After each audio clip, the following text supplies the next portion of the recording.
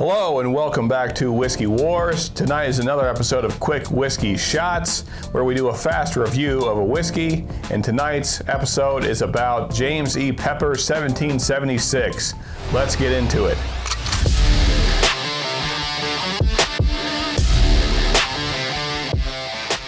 So here's our bottle for this evening. Let's do a quick read over of the bottle just to get some background on what we're about to drink.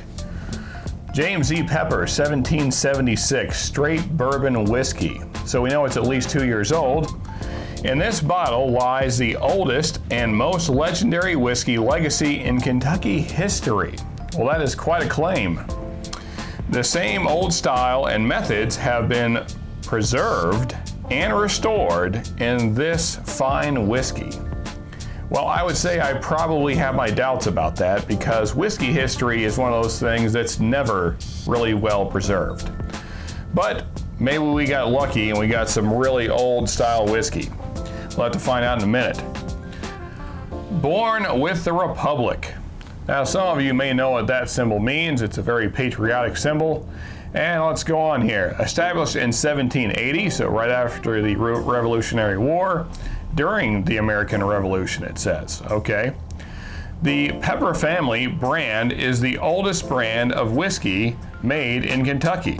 Again, I have my doubts. The brand was finally called Old 1776 by its scion, the Colonel James E. Pepper.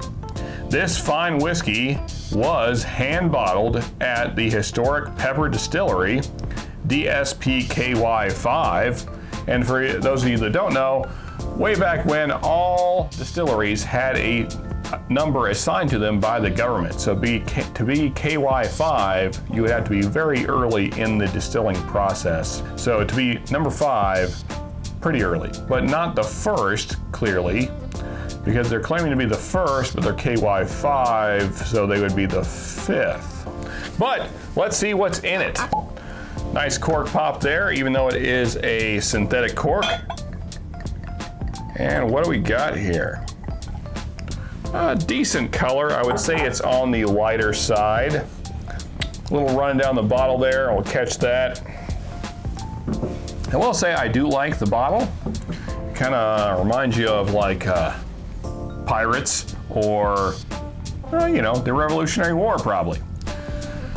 Well, let's see here. Let's give it a spin. Let's get this thing dizzy and get that up on the walls of the glass so we can smell it good.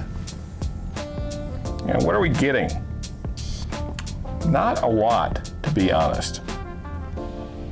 Getting kind of a hay funk and some caramel. Quite a bit of alcohol, honestly. Now this is 100 proof, but I would say it smells hotter than 100 proof. And quite a bit of sourness, maybe like a green apple. And there's a kind of a funkiness in there that I can't quite identify. It's almost like wet hay. Yeah, not the most pleasant nose, honestly. I will say it sips fairly easily for it being 100 proof. Do get a little alcohol burn on the back end, but definitely getting some caramel in there. You're getting some of that sourness that we smelled on the nose. I would say it's more of a lemon sourness that I'm getting on the palate.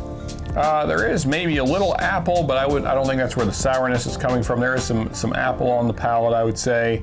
And then also some peppery notes kind of on the back of the palate, kind of going into the finish. And the finish itself is just kind of a lingering pepper caramel. Let's get one more sip here. All right, so on that, I got more of the sourness, which is unfortunate. I don't really care for that type of sour note. It's not really a citrus, it's kind of a funky sour. But one thing that was kind of interesting, aside from the funk, is that I also got kind of a cream soda note in there, which was nice. I just wish it didn't have that kind of funky sour note. All in all, it's okay. I can't say that it's really fantastic for its price point. This bottle was $25 for a fifth. And at that price point, there's a lot of bourbons that are better to me. But for me, I don't think it would be a recommend. But with all that said, just remember folks, there is a lot of other good whiskey out there, so go out and explore the world of whiskey, and just remember, you can never have too much good whiskey.